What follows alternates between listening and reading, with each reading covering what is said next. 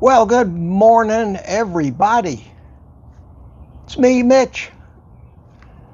Welcome to Morning Coffee with Mitch.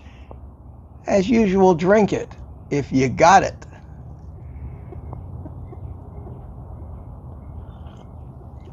I'm waiting for some signs of life here that I'm live, and I got it there. So, getting more used to starting these things without a 5-minute countdown to make sure everything's working right and the stream is going out. But here I am on a gorgeous, absolutely gorgeous Tuesday morning. It is Tuesday, yes, Tuesday. All these days, it just seem to blend together, and I assume you can all hear me very well. I am looking at the chat here to make sure there's no screams of alarm that my audio is not working or something like that. So, cool. Good morning to everybody. We have 32 people, it says, in here so far. Wow. It is cool out here this morning and dry. This morning, when the seasons change, and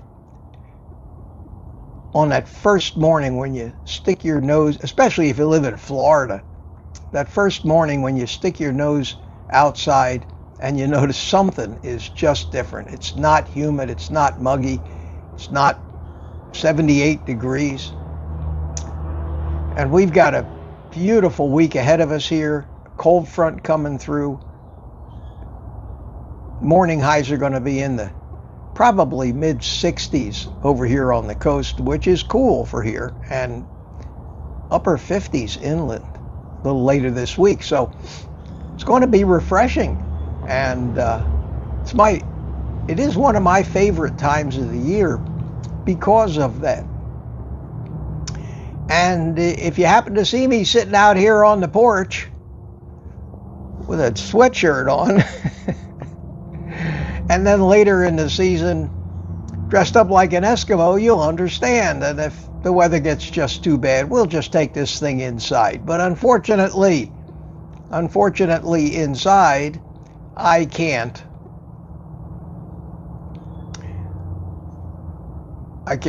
light up my cigar. And to me, that's not that I ever smoke a lot in the morning, but a few puffs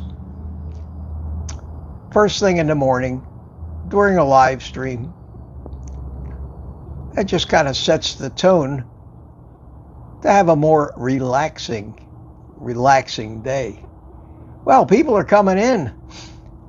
So good morning everybody. And I have a little treat for you this morning, and I don't know if it's going to work or not, but I thought that I might try this. I don't think the timing's going to be great, but I know that so many of you have commented and lamented to me the grief that you feel of not hearing the lighter music. I had no idea it was that important. I even had a few people actually admit in the comments that they thought that this thing really did play the music. And I think that's great. And special effects and editing make us believe that when we go to the movies and see these spaceships flying around shooting at each other, it looks so real and sounds so real that in our minds a certain perception of reality is there. And there's nothing wrong with that. That's the way it's supposed to be. But unfortunately, it doesn't trigger the music. Now, I'm still working on that. But in the meantime, for those of you who have mourned the loss of this. Excuse me while I light my cigar.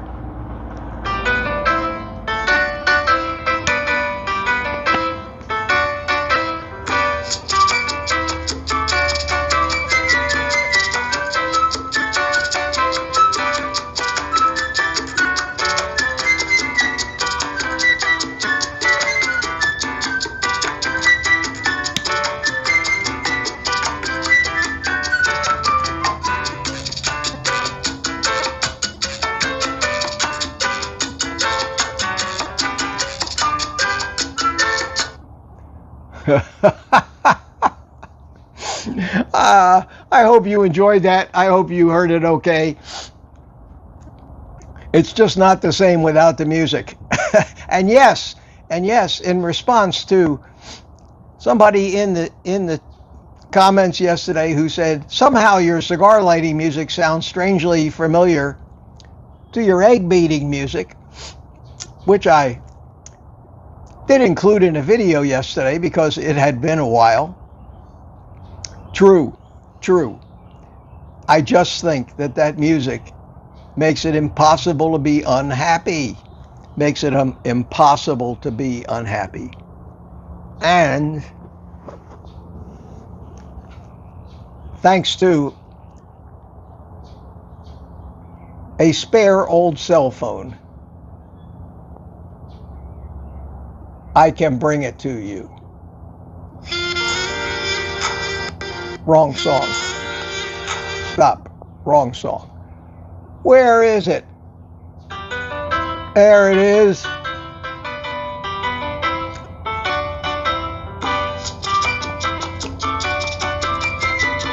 Very hard not to move to this music.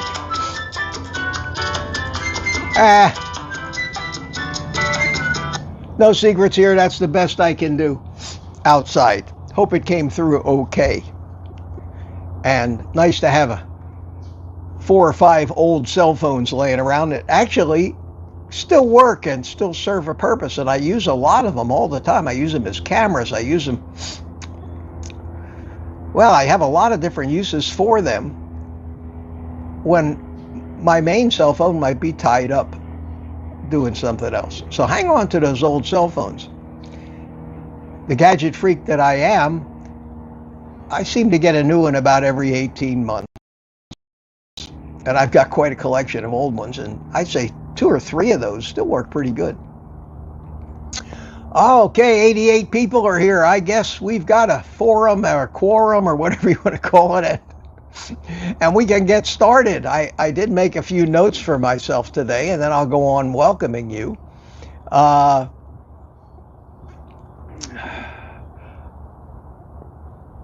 I talked about fall is coming. I was watching the morning news this morning, and it's still playing over here on a TV, but it's muted over here.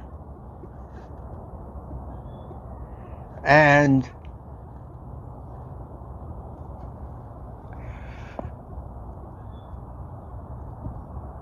they just had Dr. Mike. Dr. Mike is from Philadelphia. When he opens his mouth, it sounds like home to me. And he's the go-to TV doctor expert that they have on the Fox affiliate here in Orlando. And he's a nice guy. Nice guy. Looks a little overweight, but not out of control. They're always talking about health. And today he was talking about breast cancer. And he was right on many of the things that he said. And he emphasized a healthy diet. He emphasized early detection. And then they started talking about the healthy diet. And the only thing they were showing on the screen, the only thing, were fruits and vegetables. That was it. green peppers, and he started talking about turmeric and how we should be, that tests have shown, studies have proven that turmeric minimizes the risk of breast cancer in women. That may be true. There may be a correlation. There may be an association. Most of those things are weak, but there may be something. I anymore tend to not believe any study or test results unless I've read the study top to bottom and I understand how it's done, how the experiment was conducted, whether it was double-blind, randomized, who funded this study, what group drew the conclusions, did the conclusions even match the findings of the data? And most often when it comes to any studies that talk about nutrition, it's epidemiological study with the data drawn from surveys of people trying to remember what they ate last year. So if I asked you in my study, how much turmeric have you consumed in the past 12 months? Who among us could come up with any reasonably accurate number to be meaningful or statistically meaningful when compared against the rates of breast cancer? It doesn't happen. It doesn't happen. But the people on TV never hesitate to throw around the phrase, recent studies have proven. Well, I haven't found not the first survey-driven epidemiological study that has proven causation without a shadow of a doubt. It just can't happen. Can't happen. But Dr. Mike did say one redeeming thing in his talking about the diet. He did emphasize whole foods. They didn't talk about ultra-processed foods or any of that stuff, but he did emphasize eating whole foods. I gave him a check mark for that. He did talk about how healthy salmon is, and evidently they feel the omega-3s in salmon have some preventative benefit. And yes, any healthy fat in place of sugar is going to, I think, decrease somebody's risk of cancer, because we're learning that cancer is yet another one of those metabolic chronic conditions, and generally not caused by genetics. And I think that even carcinogens, things that we talk about as carcinogens, are handled by our body's immune system if we are metabolically healthy.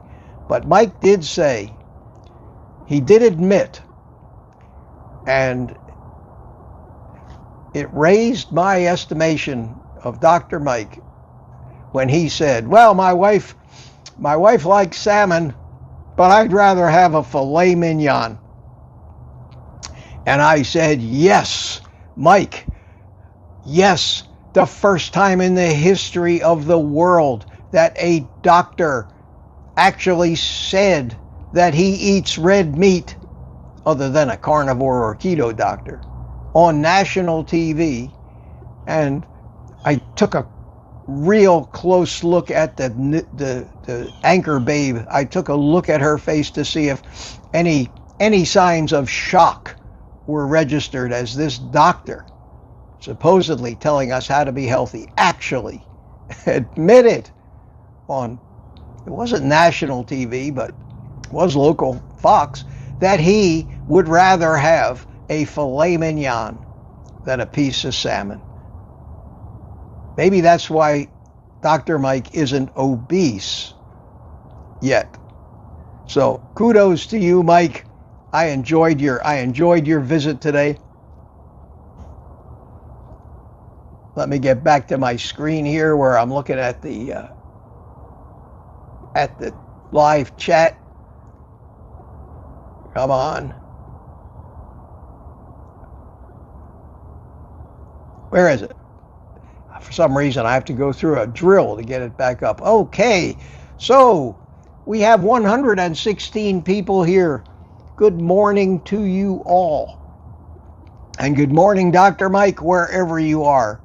I doubt you're watching. Maybe you should watch. Maybe a lot of doctors should watch. Let me say hi to people. Let me scroll way back to the top of this and see who was here first. We had, can I find it? Can I find it here? Oh my God. Help me, help me. And the neighbors are making noise out there. What the hell happened? Here it is. Live chat. Okay, I want to scroll. No, can't get back to the beginning, but I can here. So, at any rate, I set my morning coffee with Mitch alarm. See you at Oct 30. Vicky, appreciate the effort. We have Boyd Lamas here. How you doing? Michael Seeley from Tampa. United Carnivore, how are you? My food addiction. Good morning to you. And we have Nomadia Van. Good morning. Good morning. Thanks for coming in early. Mark Booz is here. Hi, Mark. Good to see you. And wherever Michael Seeley is, his father follows shortly after. So, good morning, Michael Sr. Jean Marlowe, how are you doing? I have to strain forward to read on the tablet in front of me, but that's okay. Put my glasses up a little bit. We have Terry here. How you doing? Being an hour too early, if I go back to sleep, I may not make it back while you're here. Good morning, Terry. Richard Williams from Copper Hill, Tennessee. Good to see you. This is where I chimed in and said, welcome to everybody. William McCartney. These are all the people that were here before the thing went live. We have CB Carmack from Alabama. Good to see you, my friend. Good to see you this morning. And Steve Rogers is here. Hey, how you doing, Steve? Good to see you. Captain America. Lori Weitzel. Good morning. These live streams are helping me get a good routine going. Thanks, Mitch. You're very, very welcome. Very welcome, Lori. Always enjoy seeing you here. Marcia Esterling is here. Good morning, Marcia. Mark C. Hey, Mark, how are you? And Moorhen from across the pond. Good to see you. Ted and Cindy T are here. It's really great to see that there's a kind of a regular crowd forming here in the morning. And that shows me that I'm not wasting my time or energy here. Boyd Lamb is here. How you doing? And Peter, Papa Carnivore is here. How you doing, my friend? Good to see you. Juan Manuel from Chile is here. Hi, Juan. Good morning to you, my friend. Good morning. We have Lake Girl here. We have Sandy Blythe. We have Carnivore Dodie. Yeah, I remember you from yesterday. I guess you, Carnivore Dodie, I guess is how you would pronounce that. We have Mark Boldazar. Mark Boldazar. How are you, Mark? Good to see you. Thanks for coming in. And Satya's here. Hi, sweetie. How you doing? 5:30 a.m. for you. What a trooper. What a trooper you are.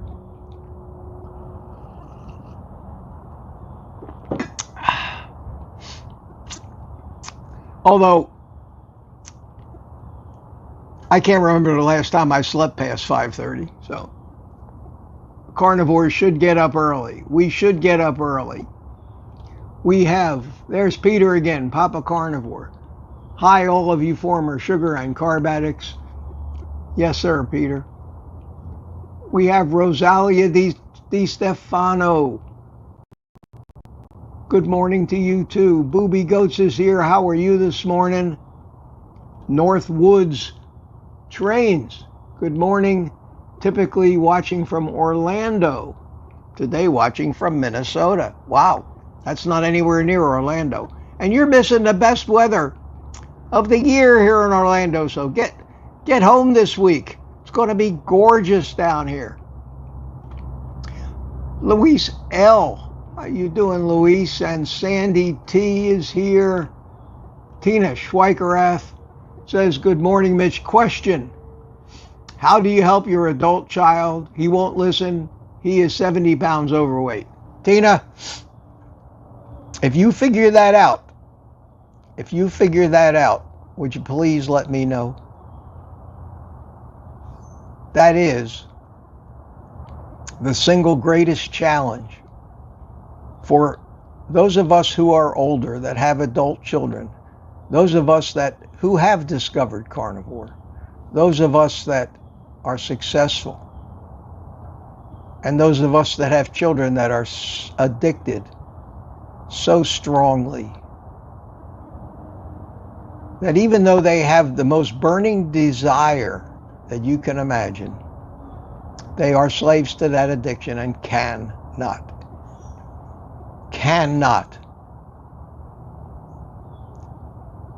go that 100% no sugar route, complete and total abstinence with no cheating, at least for the first 30 days. They cannot. For a number of reasons. The influences of their families, of the pantries stocked up with every kind of poison on the planet for their kids. And if it's hard for us to get our kids to do it, imagine how hard it is. And I talked about this in my video yesterday. About by the time they're 2 years old, our children are now lifetime carbohydrate addicts. They have become the sheep in the herd of customers for the corrupt drug and food companies. And it's sad. And for most of them, it's too late to fix it. This addiction is so strong. And it still boggles my mind that it's not even considered an addiction in most circles. Not a real addiction, not like alcohol or drugs. It's a fallacy. How can you be addicted to food, they say? We can't live without food. Well, you're not addicted to food. That's why I'm very careful. I'm always very careful not to use the term food addiction. We aren't addicted to food. We have to have food. To saying we're addicted to food would be like saying we're addicted to air and we're addicted to water. We can't live without any of those things. We are not addicted to food if you define the term food properly. The crap that they're feeding us is not food. It doesn't resemble food. It never resembled food. It is toxic chemicals on a substrate of pure sugar, all of which are poisonous to the human animal. And we are not food addicts. And I wish people would stop using that term food addiction. It's thrown around in our community like it actually has meaning. It has no meaning. We are carbohydrate addicts. We are addicted to a substance, and that substance is sugar. We are not addicted to broccoli. We are, and even plants are not as addictive as high levels of sugar. We've eaten plants throughout our evolutionary period. They were our survival food. But we don't get addicted. We get addicted to fruit because it has a ton of sugar in it. We get addicted to things that taste sweet. You probably won't get addicted to plants that don't taste sweet, except for things made out of grains. That's the exception. All grains are pure sugar. 100%. We are carbohydrate addicts, not food addicts. And back to your question, Tina, there's no advice I can give you other than to do what I've been frustratingly trying to do for years, and that is be an example so that when they finally have suffered enough, when they finally get obese enough, overweight enough, sick enough, they will come to the realization finally that it's time to save your own life. And then when they ask me, I'll start pushing again. But I had to stop pushing because I was getting close to actually alienating my own children. It's a terrible thing when you call your kids on the phone and they don't answer because they know you're going to jump on their case, because that's the way kids are. And I learned early on, not only with my children, but with friends. Don't push it. Don't make suggestions. They have to come to you. And even more importantly, I think they have to be at a point in their life where they know they're dead and suffering if they don't do something. At that point, they can be helped. The same way an alcoholic cannot be helped until his life has gone to shit. He's lost his family. He's lost his money. He's more than likely living in a cardboard box and finally says, I can't keep this up. I need to fix this. And then he admits he's an alcoholic, starts to go to meetings. And then if he's lucky, maybe there's a 10 to 20% chance that he can turn his life around. Once addictions, any kind of addictions, get a hold of you, they don't let go. They don't let go. It's very sad. It's very sad. But it's a great question. And it's a great question that just points out one of the biggest problems that we have trying to do what we know is the right thing in a society full of wishful thinking addicts that think that there's some magic pill, some magic injection, some way that they can fix everything without abstaining from that substance, that drug that they're addicted to. It's frustrating. It's frustrating. And I hear your frustration. And believe me, I feel for you.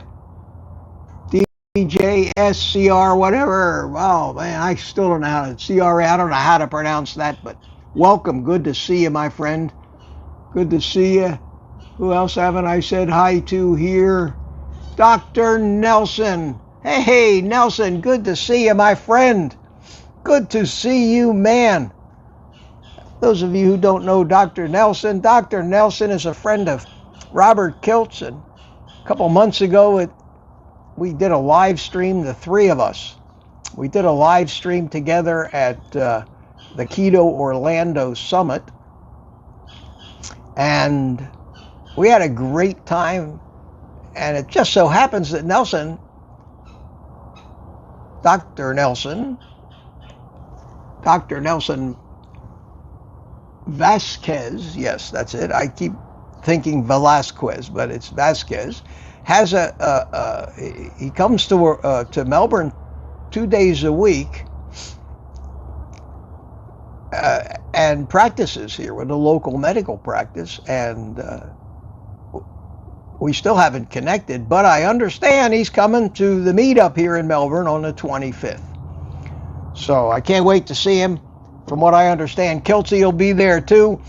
We may have a reunion live stream of the three of us while we're stuffing our face full of meat, and the rest of you are all wishing you were there. Well, you can be there. You can be there. The 25th, Friday. I think it's a Friday, I'm pretty sure. Don't hold me to that, but the 25th, it is a Friday. The 25th of this month at the Brazilian Steakhouse at the Melbourne Square Mall at 11:30 a.m. If you can make it, if you can get here, if you can drive here, from Central Florida. Anybody in Orlando can get over here in less than an hour. Come on down, man. It's going to be great fun and great food. Great food. And a great sense of community. RSVP to me at oldguycarnivore@gmail.com and tell me if you're coming, if you think you might be coming, and if so, how many of you are coming, so that a few days before this thing I can get the final count or an estimate of the final count to the restaurant so they can prepare for us. Anyway, it would be great. And good to see you, Nelson. Good to see you, my friend. And we have Grandma Prepper is here. How you doing? Good to see you. My food addiction, I think I said hi to you earlier. And of course, Peter, an incredibly active Papa Carnivore, incredibly active and helpful member of this community. Always chiming in on the comments of the videos. I featured his before and after pictures a few weeks ago. It's amazing. It's amazing what transformation Peter has gone through. So thanks, Peter. Thanks for all your help. And I read all your comments, and I see all your answers to other people's comments, and I appreciate that. I appreciate you having my back on some of these things. We have Carol Marks. How you doing? It must be Cuban cigars. No, not really. Speaking of cigars, hang on a second. Hang on, because this is important. Let me relight my cigar. No, wrong song. For God's sake. Now it wants to keep playing Happy Birthday. It's not my birthday. Hey! I'm trying, folks, but we've still got a long way to go before this is professional show business in any way, shape, form, or manner.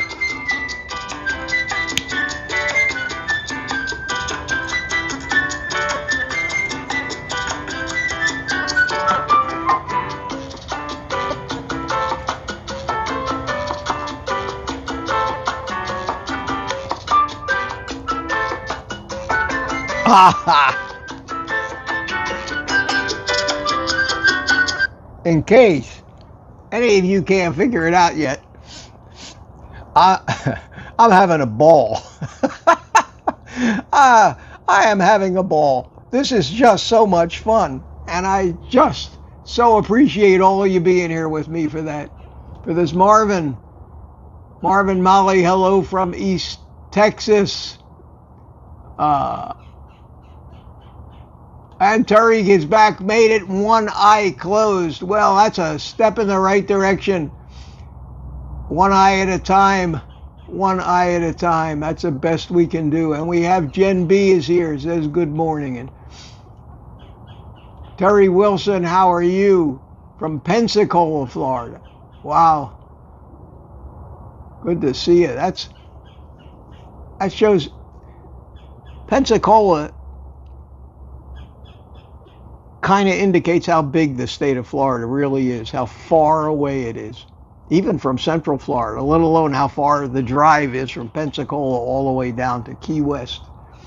It's a big state. Tammy Petart showed up. Hiya, Tammy. How you doing?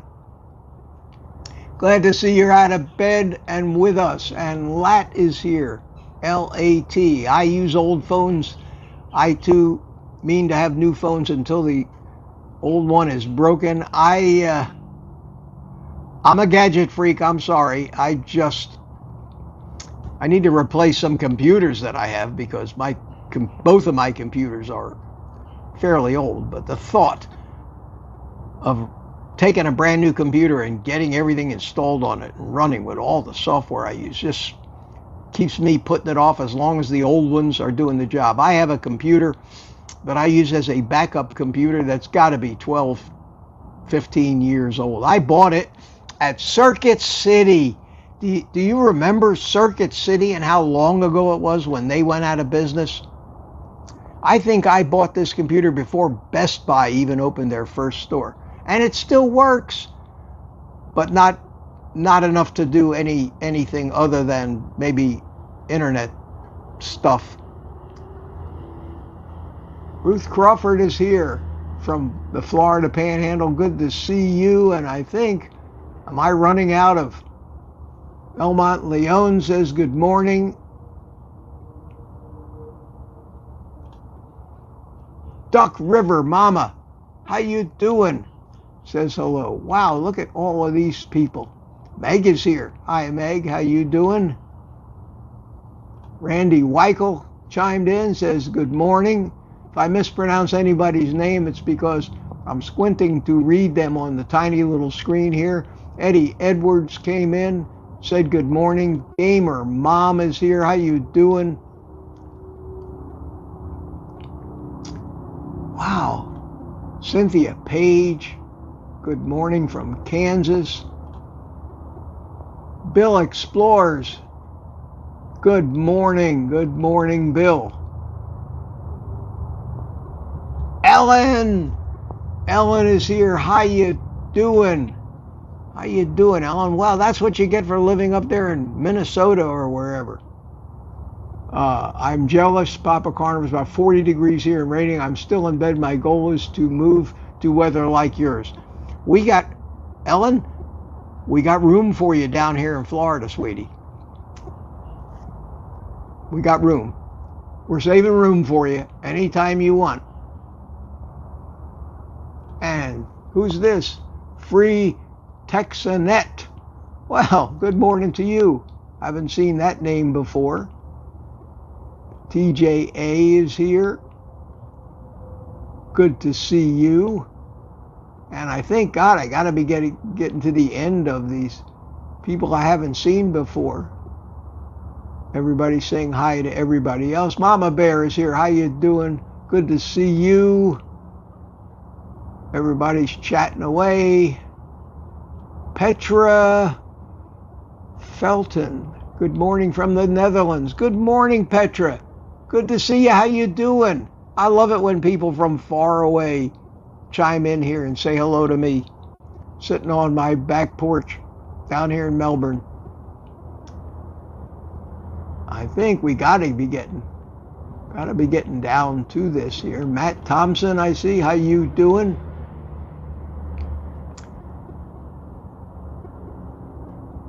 I see everybody's being helpful to everybody else. I see Nelson is still in here chatting away, saying hi to everybody. Looking forward to seeing you again, Nelson. You can still call me someday when we can have lunch, just the two of us. I'm always available. Just saying. Richard CDL Driver up in Cleveland, Ohio today. Good to see you. P. Wolfson. I'm trying. And Meat Wave. I like that. It's a nice play on words, Meat Wave.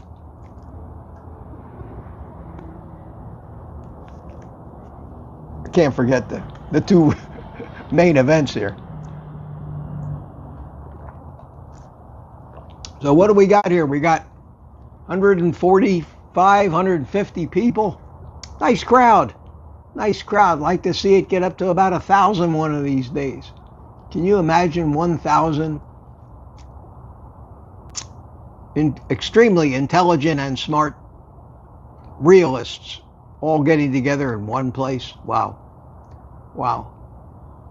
That's not hard to accomplish in the keto community, but it is very hard to get those numbers when you're talking about zero carbs. That seems to be the greatest fear people have, is giving up those last few grams of carbs. It's not even a lot of carbs we're talking about. But I think it's an admission to yourself. like an admission an alcoholic makes when he says, I'm never going to drink again. And that's the hard thing. That is the obstacle you've got to overcome. Reconciling in your life that you're not going to feed your carb addiction anymore. So much of our life revolves around these things. God, every bit of our social life revolves around the food. We've talked about this. And for most people, giving up that, you may as well ask them to give up breathing. That's the panic that sets in. So they hang on. They hang on to that.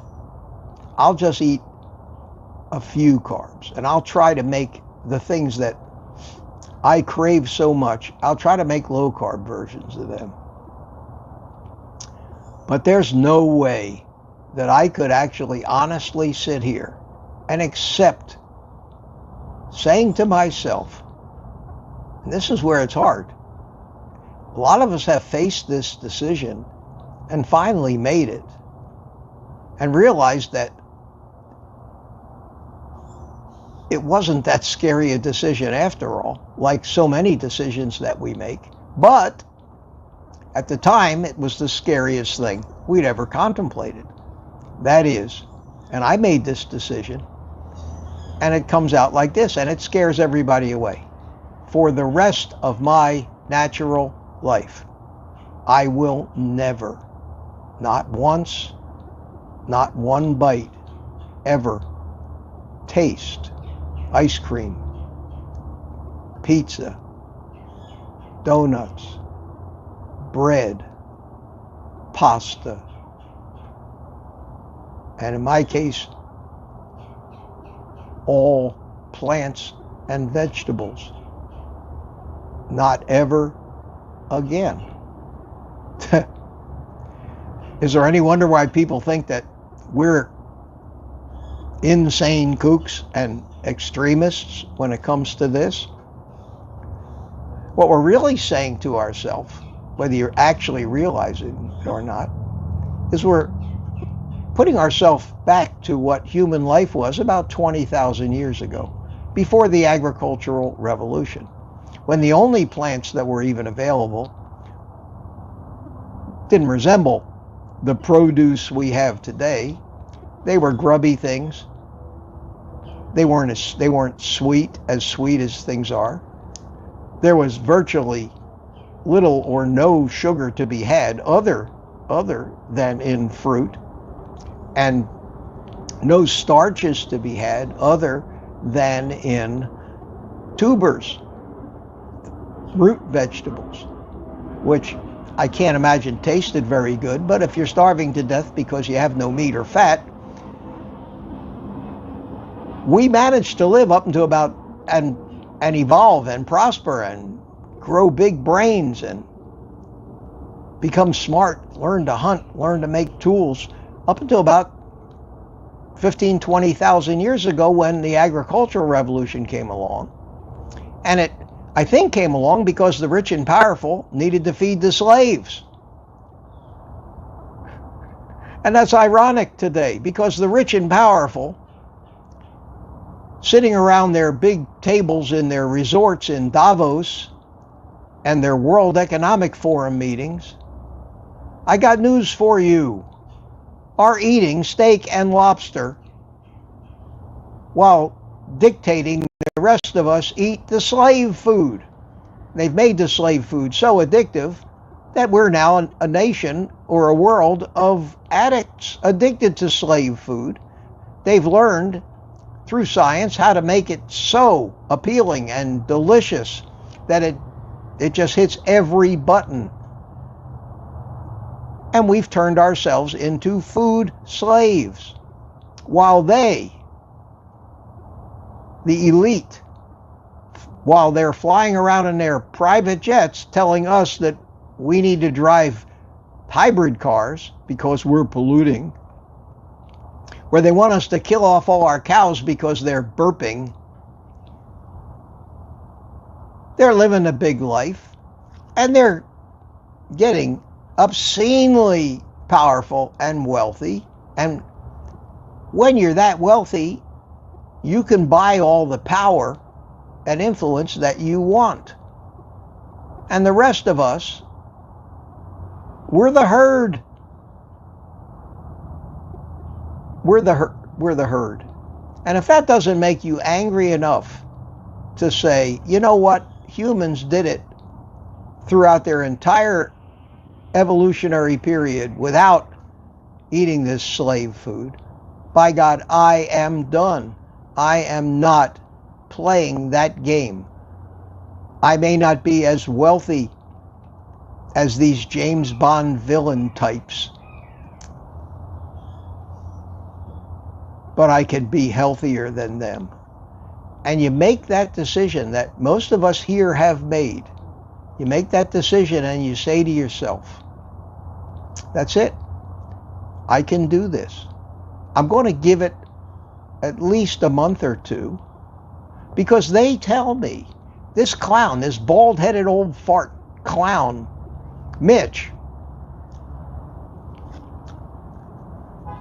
tells me that it's not that hard to do.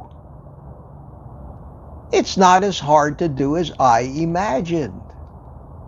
He makes all these videos telling us how to get past that first 30 to 60 days.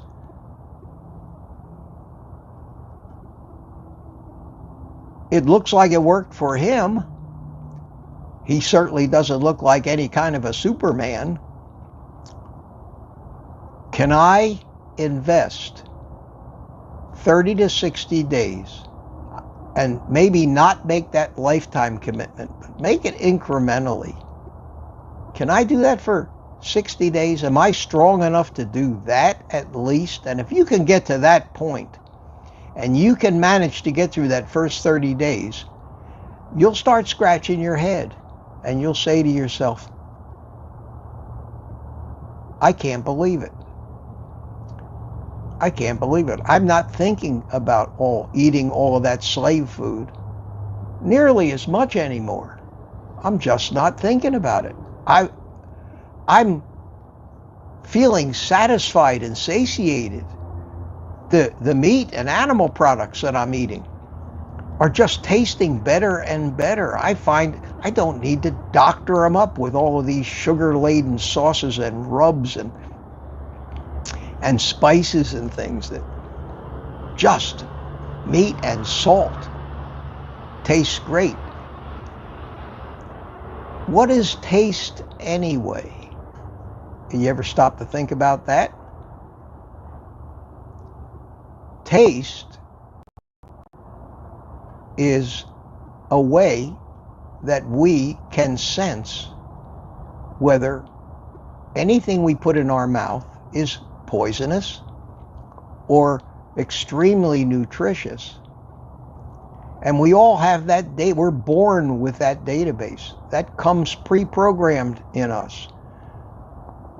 Babies dive into meat. They know. They don't have to be taught that that's a natural food. And it tastes delicious to them, which is why they want to eat it. Because anything that tastes delicious to us before we started learning how to manipulate all that stuff is what we're supposed to eat. And if it tastes horrible and bitter and you want to spit it out, that is our knowledge of the fact that that is not good for us, which is why it's so hard to get kids to eat vegetables when they're first starting out. Now our brains can acquire information and be fooled, and that's where we all are today. We think that the word delicious means healthy. Naturally, the word delicious and what we perceive as delicious did mean healthy, but that's been hijacked.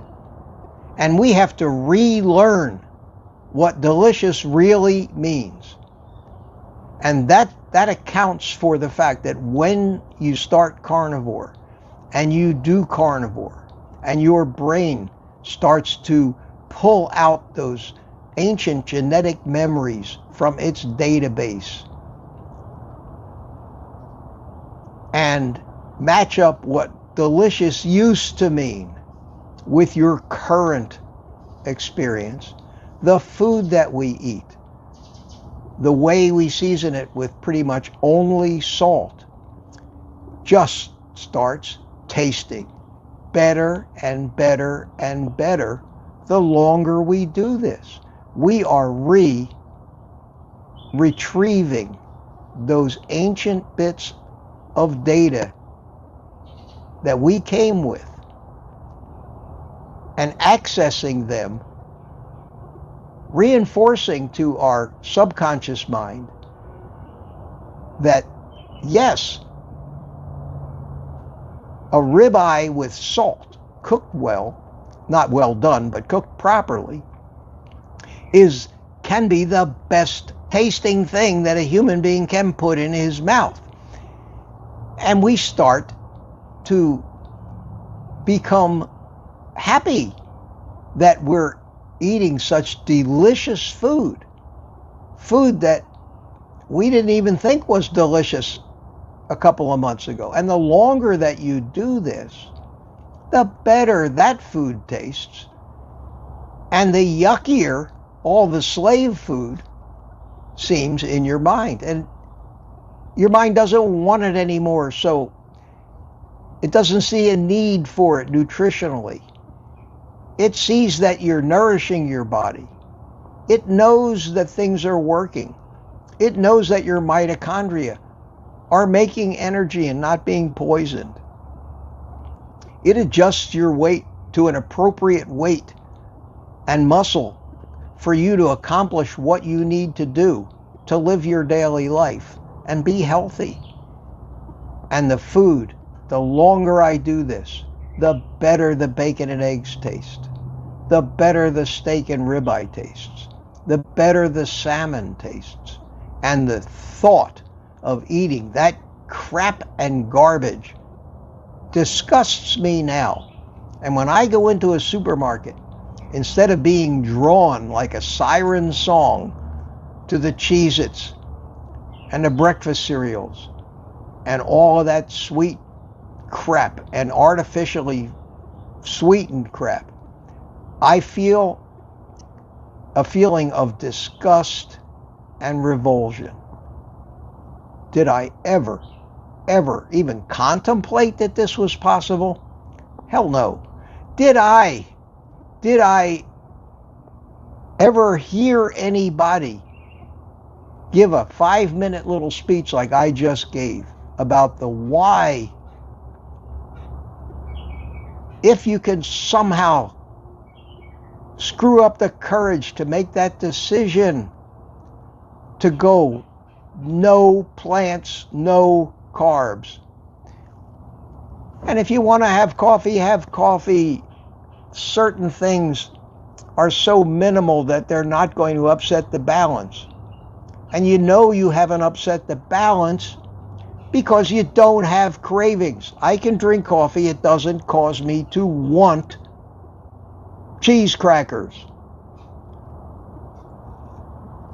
I can smoke a cigar. It does not give me cravings. We can't be perfect. But to get over that first 30 days, and especially that first day where you say to yourself, well, Mitch, say goodbye to all of that shit that used to make you feel so good, all of those comfort foods, all of that culinary delights, all of that preoccupation with the human race, fine dining, cooking shows, Hell's Kitchen, cooking competitions to see who can come up with the fanciest and most unique way to eat slave food that ever lived. I don't think anybody ever won a cooking competition by broiling a ribeye. And yet, I'm not addicted to ribeyes. I don't dream about them. I don't get cravings for them.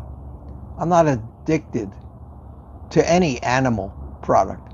I love to eat bacon. To me, it's the best tasting thing on the planet. But I don't dream about bacon. I don't long for bacon. I don't ever say to myself or anyone else, wow, I could really use some bacon right now. That is not a feeling. That is a feeling you get when you're an addict. Wow, man. I need a drink. I need a fix. Anything that you put after the words I need means it's more than likely an addiction. I don't need bacon. I eat it because I enjoy the hell out of it. And it satisfies me no end. But I don't need it. I don't dream about it. I don't think about it. I don't Jones for it. That is where you will be. If you can get into this and get started, it gets easier and easier.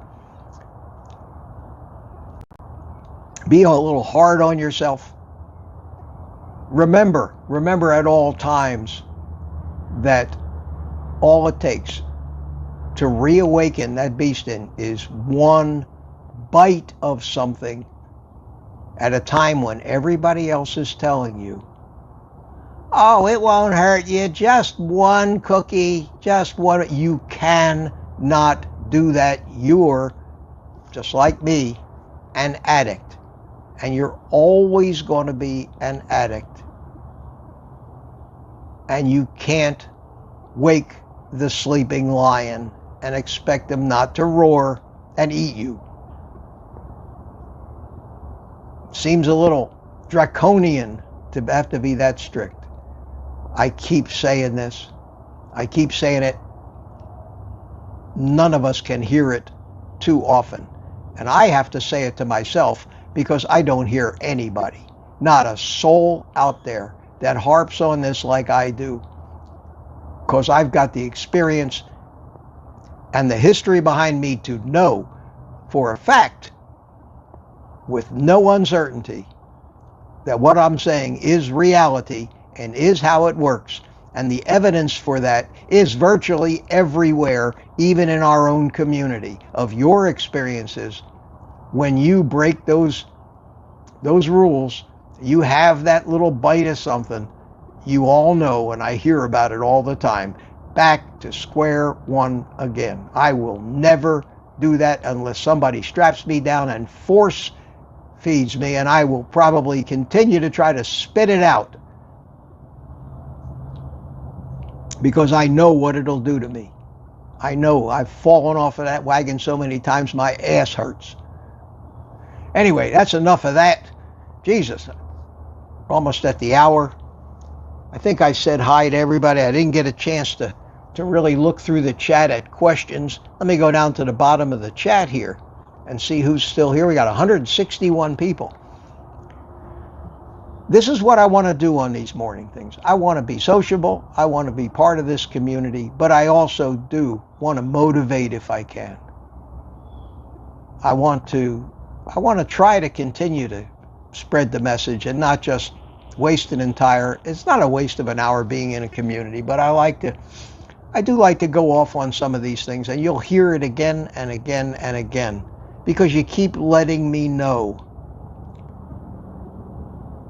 Here's Gemmet 048 says, do you need morning coffee? A lot of people do. I agree with you. Well, caffeine is an addiction. So yes, if you say I need a cup of coffee, you're an addict. Does a caffeine addiction keep you from becoming healthy? I don't think so. I'm not a hard caffeine addict.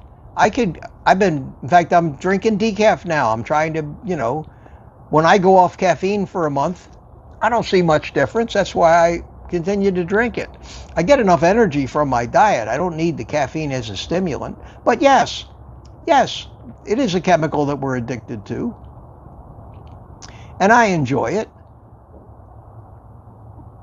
And we use the word need like that when it comes to addictive substances. So Is it possible to not be addicted to anything? That's a hard thing for a human being to do. The best I think we can do is find an addiction to substitute for the ones that are killing us. I know that the coffee, cup or two of coffee in the morning is not going to kill me. Okay? I see 110-year-olds out there that still drink coffee every morning. I know that that's not going to give me diabetes. It's not going to cause me dementia or Alzheimer's. It's not going to create heart disease. It's not going to give me cancer or any of these other things. And if it takes 3 months off my potential 120-year lifespan, so be it. I can live with that addiction. To live with no addictions, I think is maybe impossible. That's why when an alcoholic kicks alcohol, they always turn to food. They replace one addiction with another. Every alcoholic that kicks alcohol smokes cigarettes like a chimney. They're replacing the alcohol with a nicotine addiction. Thinking is the alcohol is much worse for you than the nicotine. Whether it's worse for you than the smoke you're inhaling into your lungs is debatable. But yeah, I don't worry about that. I don't worry. I just don't worry about that. My only criteria is, does it make me crave carbohydrates? That is the worst thing, because that's what is causing us to poison ourselves. With the current paradigm of the food supply and the food industry. Rice and Bean says, I've quit alcohol, nicotine, and sugar over the years. Yeah, good. It's great if we can do it. If we can do it. Do the best you can.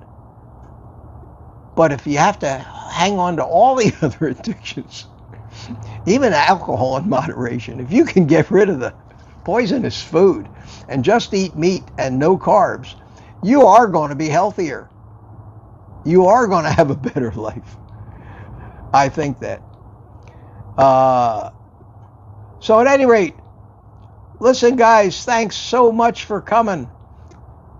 You hang around for the whole thing. I appreciate that. Always good to see you. I'll be back in the morning and tonight at 8 p.m. Eastern Daylight Time. It's my normal Tuesday night live stream, 2 hours.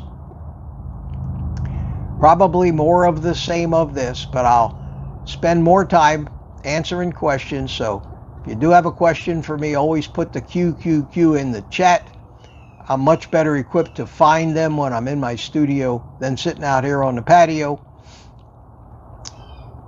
just becoming part of the crowd that gathers here. Randy K., member of the private community for 11 months. Randy, always good to see you. That's way down at the bottom of the chat here, I think. I didn't see this before. Terry, $2.99 super sticker. Thank you, Terry. Thank you so much. Some of those things go by me. I always like to acknowledge them. I appreciate that. And Randy got a nice shout out from YouTube here, but boy, look at all of the chat.